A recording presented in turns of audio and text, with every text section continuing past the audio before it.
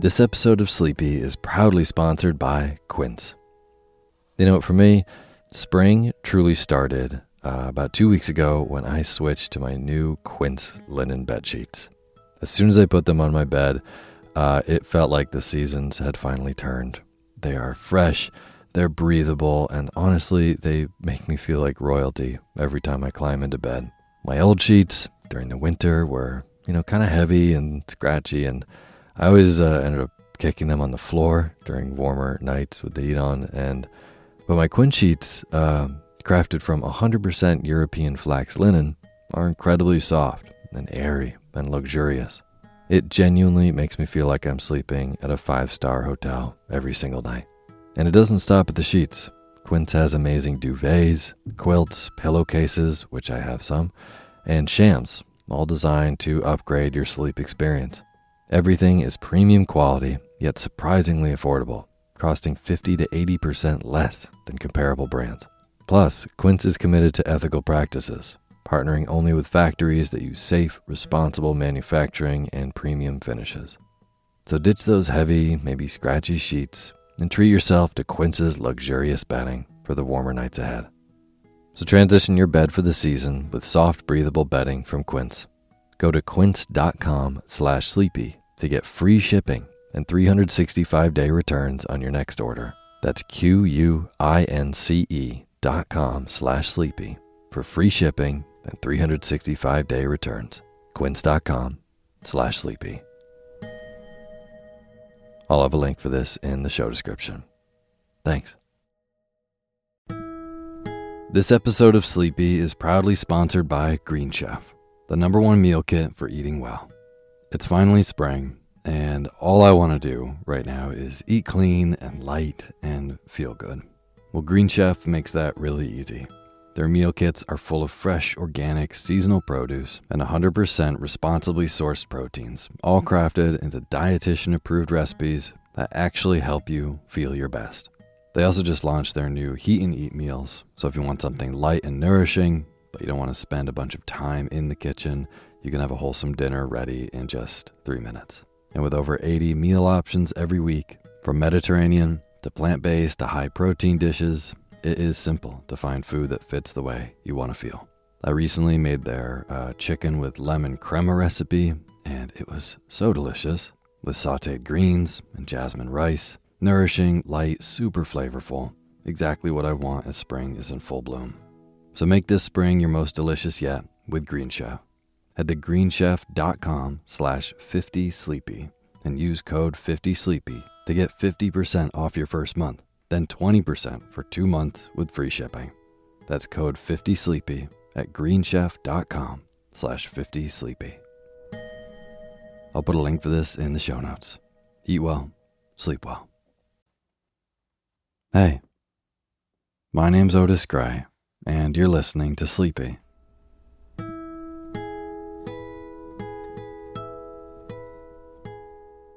A podcast where I read old books to help you get to sleep. And this is a midweek bedtime story for you. Part 2, continuing the story we began last Wednesday.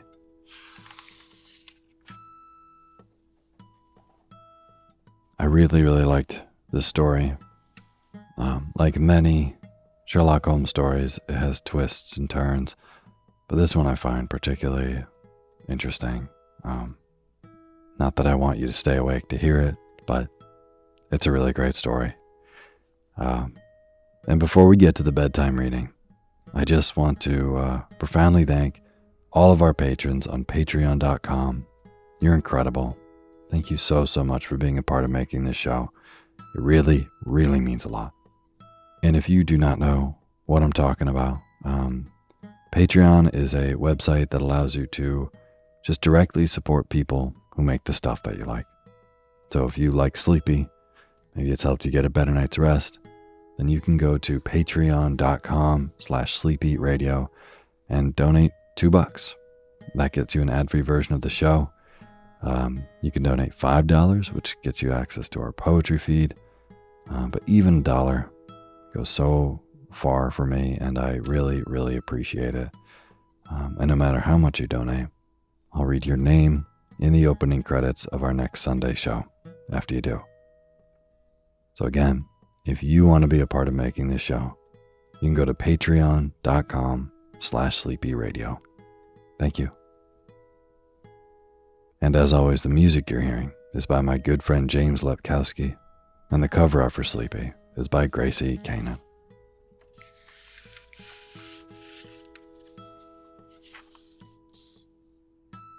So tonight, I'm going to be reading part 2 of this Sherlock Holmes story that I started last week, which is called The Adventure of the Devil's Foot.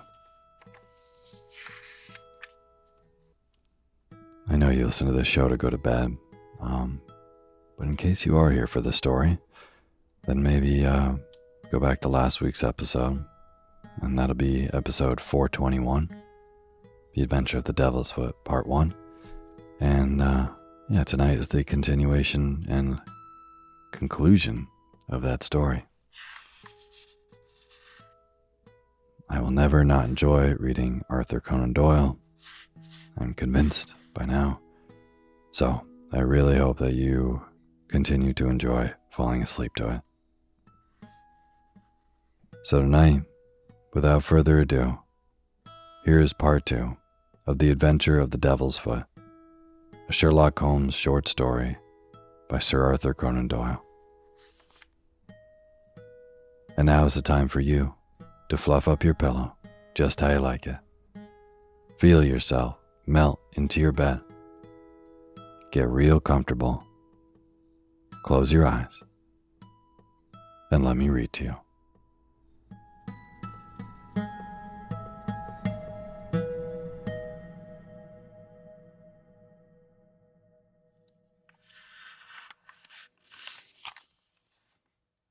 The Adventure of the Devil's Foot, Part 2. From the Plymouth Hotel, Watson, he said. I learned the name of it from the vicar, and I wired to make certain that Dr. Leon Sterndale's account was true. It appears that he did indeed spend last night there, and that he has actually allowed some of his baggage to go on to Africa, while he returned to be present at this investigation. What do you make of that, Watson? He is deeply interested. Deeply interested, yes. There is a thread here which he had not yet grasped, and which might lead us through the tangle. Cheer up, Watson, for I am very sure that our material has not yet all come to hand. When it does, we may soon leave our difficulties behind us. Little did I think how soon the words of Holmes would be realized, or how strange and sinister would be that new development which opened an entirely fresh line of investigation. I was shaving at my window in the morning when I heard the rattle of hoofs, and looking up, saw a dog cart coming at a gallop down the road. It pulled up at our door, and our friend, the vicar, sprang from it and rushed up our garden path. Holmes was already dressed, and we hastened down to meet him. Our visitor was so excited that he could hardly articulate, but at last in gasps and bursts his tragic story came out of him. We are devil-ridden, Mr. Holmes. My poor parish is devil-ridden, he cried. Satan himself is loose in it. We are given over into his hands. He danced about in his agitation, a ludicrous object if it were not for his ashy face and startled eyes. Finally, he shot out his terrible news. Mr. Mortimer Tregennis died during the night, and with exactly the same symptoms as the rest of his family. Holmes sprang to his feet, all energy, in an instant. Can you fit us both into your dog cart? Yes, I can. Then, Watson, we will postpone our breakfast. Mr. Roundhay, we are entirely at your disposal. Hurry, hurry, before things get disarranged. The lodger occupied 2 rooms at the vicarage, which were in an angle by themselves, the one above the other. Below was a large sitting room, above his bedroom. They looked out upon the croquet lawn, which came up to the windows. We had arrived before the doctor or the police, so that everything was absolutely undisturbed. Let me describe exactly the scene as we saw it upon that misty March morning. It has left an impression which can never be effaced from my mind. The atmosphere of the room was of a horrible and depressing stuffiness. The servant who had first entered had thrown up the window, or it would have been more intolerable. This might be partly due to the fact that a lamp stood flaring and smoking on the center table. Beside it sat a dead man, leaning back in his chair, his thin beard projecting, his spectacles pushed up on his forehead, and his lean dark face turned towards the window and twisted into the same distortion of terror which had marked the features of his dead sister. His limbs were convulsed and his fingers contorted, as though he had died in a very paroxysm of fear. He was fully clothed, though there were signs that his dressing had been done in a hurry. We had already learned that his bed had been slept in, and that the tragic end had come to him early in the morning. One realized the red-hot energy which underlay Holmes's phlegmatic behavior when one saw the sudden change which came over him from the moment that he entered the fatal apartment. In an instant, he was tense and alert, his eyes shining, his face set, his limbs quivering with eager activity. He was out on the lawn, in through the window, round the room, and up into the bedroom, for all the world like a dashing foxhound drawing a cover. In the bedroom, he made a rapid cast around and ended by throwing open the window, which appeared to give him some fresh cause for excitement, for he leaned out of it with loud ejaculations of interest and delight.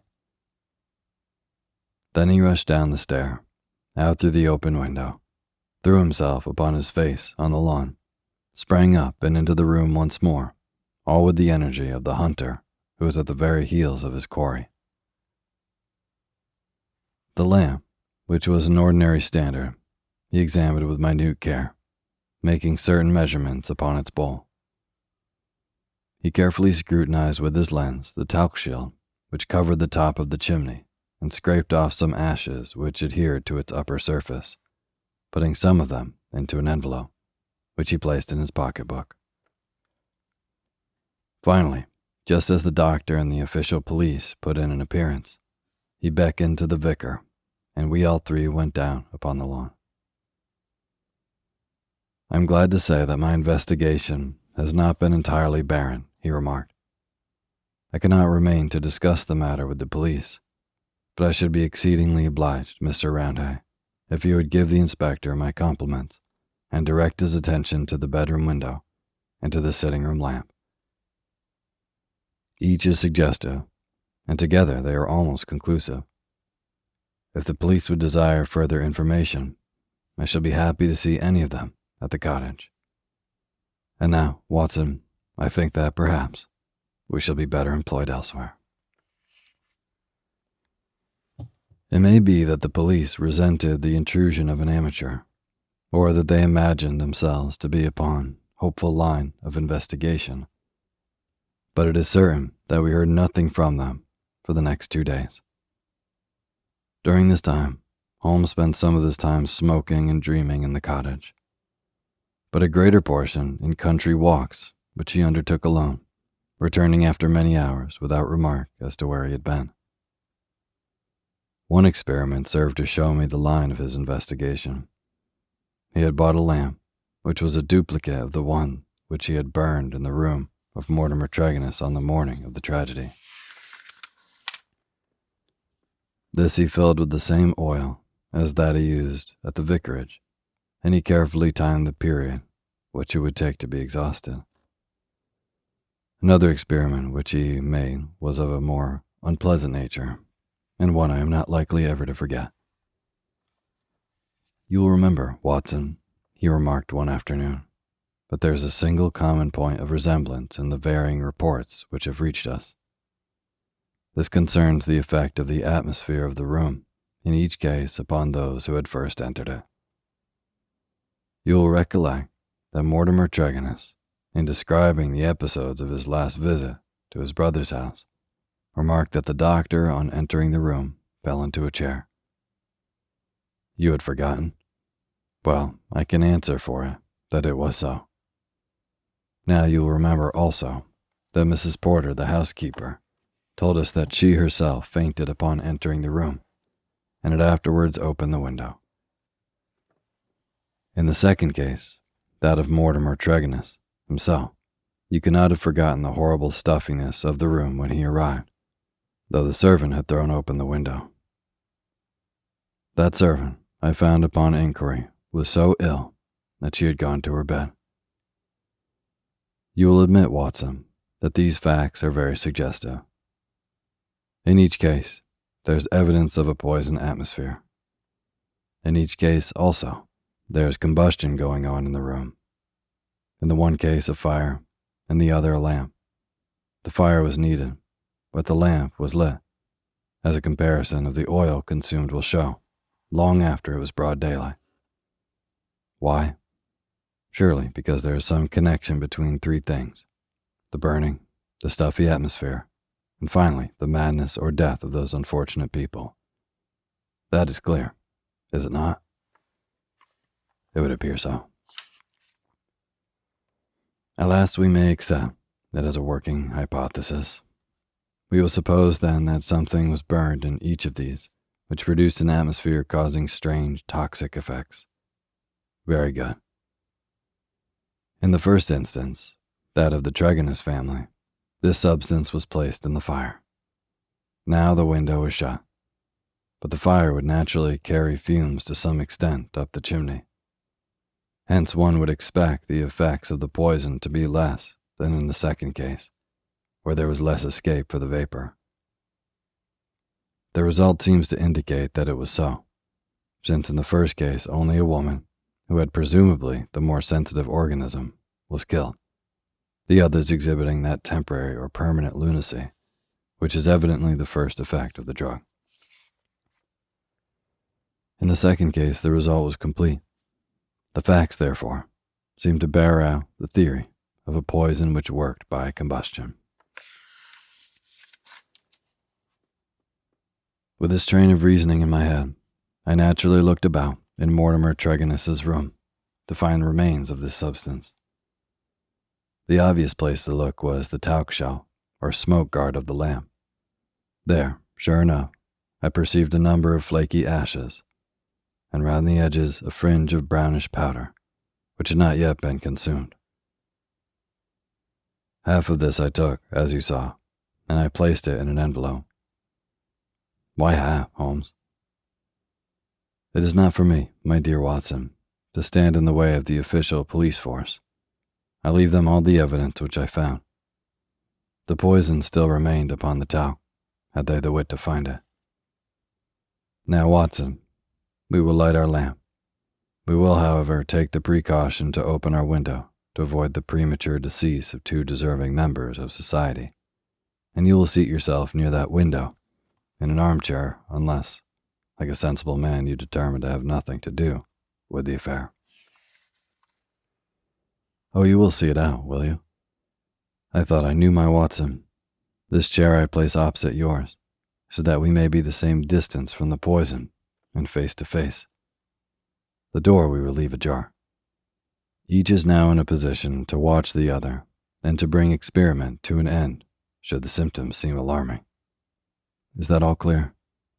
Well then, I take our powder, or what remains of it, from the envelope, and I lay it above the burning lamp. So, now Watson, let us sit down and await developments. They were not long in coming. I had hardly settled in my chair before I was conscious of a thick, musky odor, subtle and nauseous. At the very first whiff of it, my brain and my imagination were beyond all control. A thick black cloud swirled before my eyes, and my mind told me that in this cloud, unseen as yet, but about to spring out upon my appalled senses, lurked all that was vaguely horrible, all that was monstrous and inconceivably wicked in the universe. Vague shapes swirled and swam amid the dark cloud bank, each a menace and a warning of something coming. the advent of some unspeakable dweller upon the threshold, whose very shadow would blast my soul. A freezing horror took possession of me. I felt that my hair was rising, that my eyes were protruding, that my mouth was open, and my tongue like leather. The turmoil within my brain was such that something must surely snap. I tried to scream and was vaguely aware of some hoarse croak, which was my own voice, but distant and detached from myself at the same moment. In some effort of escape, I broke through the cloud of despair and had a glimpse of Holmes's face, white, rigid, and drawn with horror, the very look which I had seen upon the features of the dead. It was that vision which gave me an instant of sanity and strength. I dashed from my chair, threw my arms round Holmes, and together we lurched through the door, and an instant afterwards had thrown ourselves down upon the grass plot, and were lying side by side, conscious only of the glorious sunshine which was bursting its way through the hellish cloud of terror which had girt us in. Slowly it rose from our souls like the mist from a landscape until peace and reason had returned, and we were sitting upon the grass, wiping our clammy foreheads and looking with apprehension at each other to mark the last traces of that terrific experience which we had undergone. "Upon my word, Watson," said Holmes at last with an unsteady voice, "I owe you both my thanks and an apology. It was an unjustifiable experiment, even for oneself, and doubly so for a friend. I'm really very sorry." "You know," I answered with some emotion, for I've never seen so much of Holmes's heart broke before, "that it is my greatest joy and privilege to help you." He replaced at once into the half-humorous, half-cynical vein which was his habitual attitude to those about him. "It would be superfluous to drive us mad, my dear Watson," said he. "A candid observer would certainly declare that we were so already, before we embarked upon so wild an experiment. I confess that I never imagined that the effect could be so sudden and so severe." He dashed into the cottage, and reappearing with the burning lamp held at full arm's length, he threw it among a bank of brambles. "We must give the room a little time to clear. I take it, Watson, that you have no longer a shadow of doubt as to how these tragedies were produced?" "None whatever." "But the cause remains as obscure as before. Come into the arbor here, and let us discuss it together. That villainous stuff seems to still linger round my throat. I think we must admit that all the evidence points to this man, Mortimer Tregennis, having been the criminal in the first tragedy, though he was the victim in the second one. We must remember, in the first place, that there is some story of a family quarrel, followed by a reconciliation. How bitter that quarrel may have been, or how hollow the reconciliation, we cannot tell. When I think of Mortimer Tregennis, with the foxy face and the small, shrewd, beady eyes behind the spectacles, he is not a man whom I should judge to be of a particularly forgiving disposition. Well, in the next place, you'll remember that this idea of someone moving in the garden, which took our attention for a moment from the real cause of the tragedy, emanated from him. He had a motive in misleading us. Finally, if he did not throw the substance into the fire at the moment of leaving the room, who did do so? The affair happened immediately after his departure. Had anyone else come in, the family would certainly have risen from the table. Besides, in peaceful Cornwall, visitors did not arrive after 10 o'clock at night. We may take it, then, that all the evidence points to Mortimer Tregennis as the culprit. Then his own death was suicide. Well, Watson, it is on the face of it a not impossible supposition.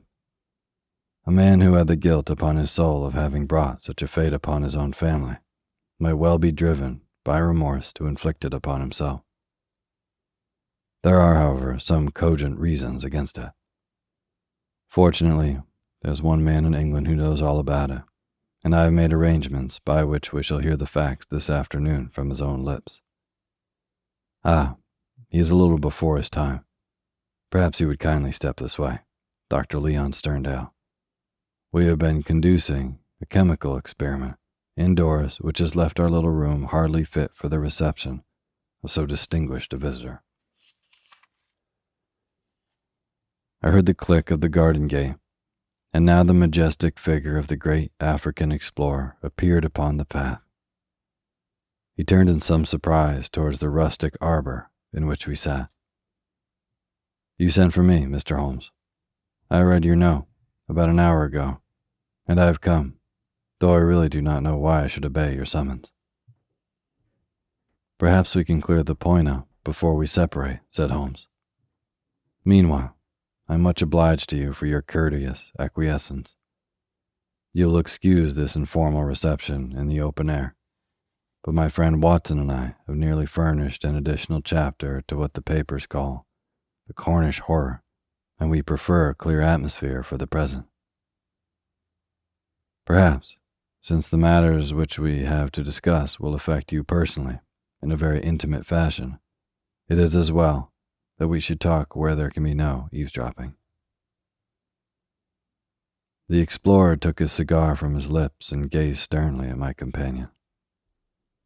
I am at a loss to know, sir, he said, what you can have to speak about which affects me personally in a very intimate fashion. The killing of Mortimer Tregennis, said Holmes. For a moment I wished that I were armed.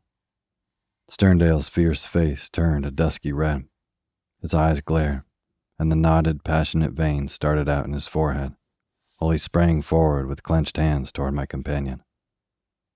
Then he stopped, and with a violent effort he resumed a cold, rigid calmness, which was, perhaps, more suggestive of danger than his hot-headed outburst. I have lived so long among those beyond the law, said he, that I have got into the way of being a law to myself. You would do well, Mr. Holmes, not to forget it, for I have no desire to do you an injury. Nor have I any desire to do you an injury, Dr. Sterndale. Surely the clearest proof of it is that, knowing what I know, I have sent for you, and not for the police. Sterndale sat down with a gasp, overwrought for, perhaps, the first time in his adventurous life. There was a calm assurance of power in Holmes's manner which could not be withstood. Our visitor stammered for a moment, his great hands opening and shutting in his agitation. What do you mean? He asked at last. If this is bluff upon your part, Mr. Holmes, you have chosen a bad man for your experiment. Let us have no more beating about the bush. What do you mean? I will tell you, said Holmes, and the reason why I tell you is that I hope frankness may beget frankness. What my next step will be will depend entirely upon the nature of your own defense. My defense? Yes, sir. My defense against what? Against the charge of killing Mortimer Tregennis. Sterndale mopped his forehead with his handkerchief. Upon my word, you are getting on, said he. Do all your successes depend upon this prodigious power of bluff? The bluff, said Holmes sternly, is upon your side, Dr. Leon Sterndale, and not upon mine. As a proof, I will tell you some of the facts upon which my conclusions are based. Of your return from Plymouth, allowing much of your property to go on to Africa, I will say nothing save that it first informed me that you were one of the factors which had to be taken into account in reconstructing this drama. I came back. I have heard your reasons and regard them as unconvincing and inadequate. We will pass that. You came down here to ask me whom I suspected. I refused to answer you. You then went to the vicarage, waited outside it for some time, and finally returned to your cottage. How do you know that? I followed you. I saw no one. That is what you may expect to see when I follow you. You spent a restless night at your cottage, and you formed certain plans. which in the early morning you proceeded to put into execution. Leaving your door, just as day was breaking, you filled your pocket with some reddish gravel that was lying heaped beside your gate. Sterndale gave a violent start and looked at Holmes in amazement. You then walked swiftly for the mile which separated you from the vicarage. You were wearing, I may remark, the same pair of ribbed tennis shoes which are at the present moment upon your feet. At the vicarage you passed through the orchard and the side hedge, coming out under the window of the lodger Tregennis. It was now daylight, but the household was not yet stirring. You drew some of the gravel from your pocket, and you threw it up at the window above you. Sterndale sprang to his feet. "I believe that you are the devil himself," he cried. Holmes smiled at the compliment. It took 2 or possibly 3 handfuls before the lodger came to the window. You beckoned him to come down. He dressed hurriedly and descended to his sitting room. You entered by the window. This was an interview, or short one, during which you walked up and down the room. Then you passed out and closed the window, standing on the lawn outside smoking a cigar and watching what occurred. Finally, after the death of Tregennis, you withdrew as you had come. Now, Dr. Sterndale, how do you justify such conduct, and what were the motives for your actions? If you prevaricate or trifle with me, I give you my assurance that the matter will pass out of my hands forever. Our visitor's face had turned ashen gray as he listened to the words of his accuser. Now he sat for some time in thought, with his face sunk in his hands. Then, with a sudden impulsive gesture, he plucked a photograph from his breast pocket and threw it on the rustic table before us. "That is why I've done it," said he. It showed the bust and face of a very beautiful woman. Holmes stooped over it. "Brenda Tregennis," said he. "Yes, Brenda Tregennis," repeated our visitor. "For years I have loved her. For years she has loved me. There is the secret of that Cornish seclusion, which people have marveled at. It has brought me close to the one thing on earth that was dear to me. I could not marry her, for I have a wife who has left me for years and yet whom, by the deplorable laws of England, I could not divorce. For years Brenda waited, for years I waited, and this is what we have waited for." A terrible sob shook his great frame, and he clutched his throat under his brindled beard. Then, with an effort, he mastered himself and spoke on. "The vicar knew. He was in our confidence. He would tell you that she was an angel upon earth. That was why he telegraphed me, and I returned. What was my baggage or Africa to me when I learned that such a fate had come upon my darling? There you have the missing clue to my action, Mr. Holmes." "Proceed," said my friend. Dr. Sterndale drew from his pocket a paper packet and laid it upon the table.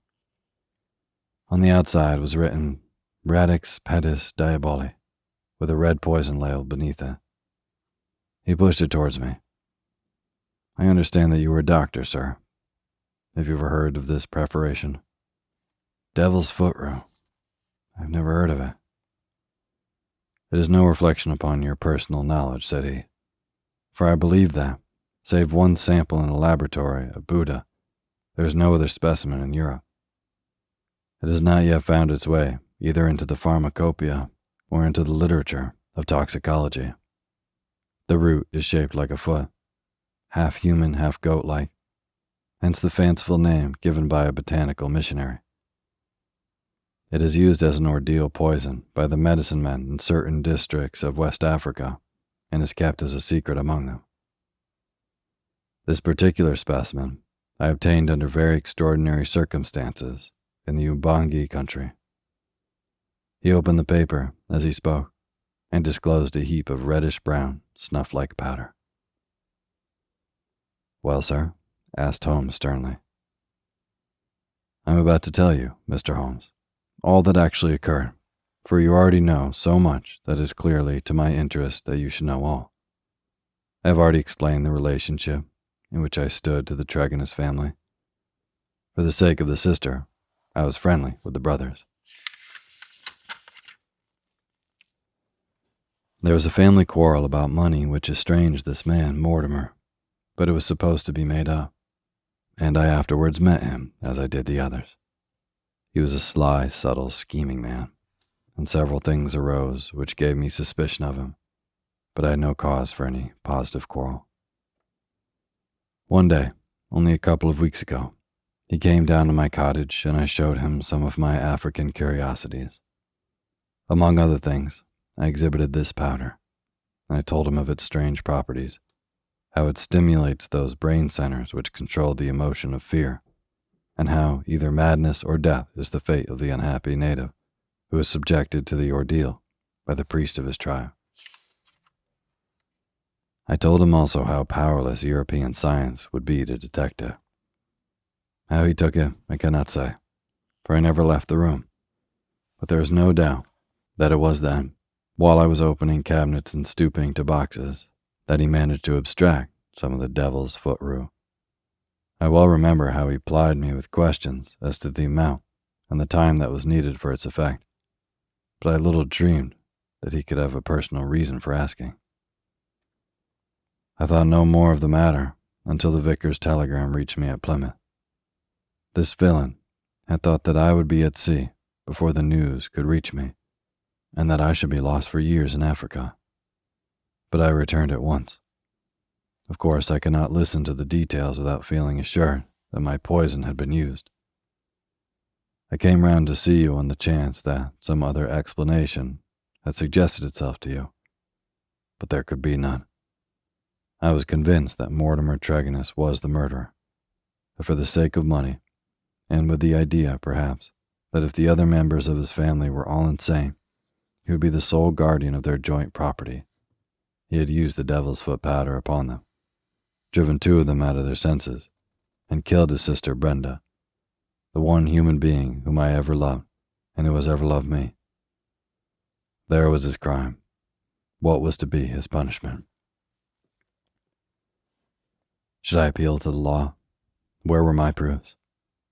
I knew that the facts were true, but could I help make a jury of countrymen believe so fantastic a story? I might or might not, but I could not afford to fail. My soul cried out for revenge. I have said to you once before, Mr. Holmes, that I have spent much of my life outside the law, for that I have come at last to be a law to myself. So it was even now. I determined that the fate which he had given to others should be shared by himself. Either that, or I would do justice upon him with my own hand. In all England, there can be no man who sets less value upon his life than I do at the present moment. Now I have told you all. You have yourself supplied the rest. I did, as you say, after a restless night, set off early from my cottage. I foresaw the difficulty of arousing him, so I gathered some gravel from the pile which you have mentioned, and I used it to throw up to his window. He came down and admitted me through the window of the sitting room. I laid his offense before him. I told him that I had come both as judge and executioner.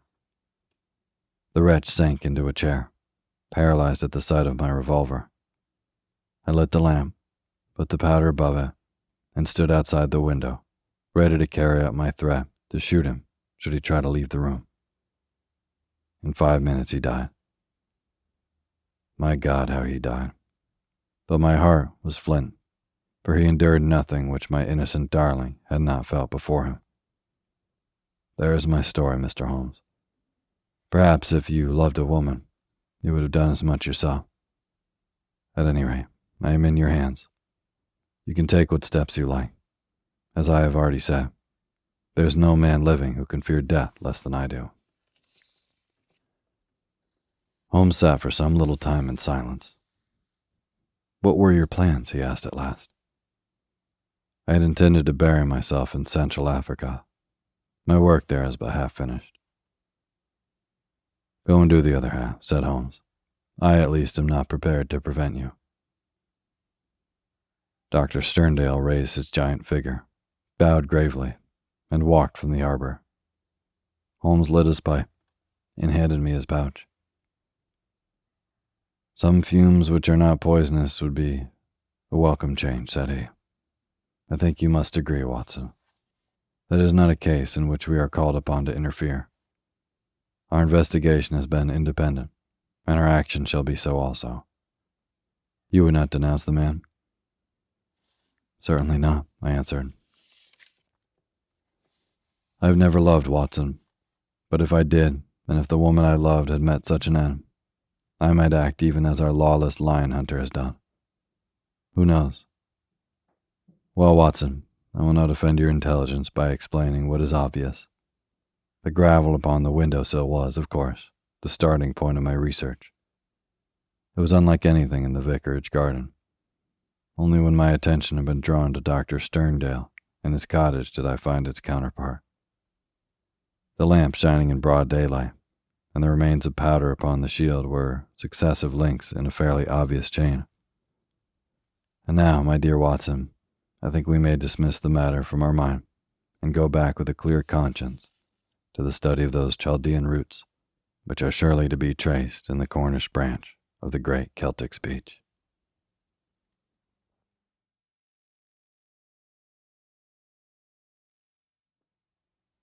Thank you for listening to Sleepy. Good night.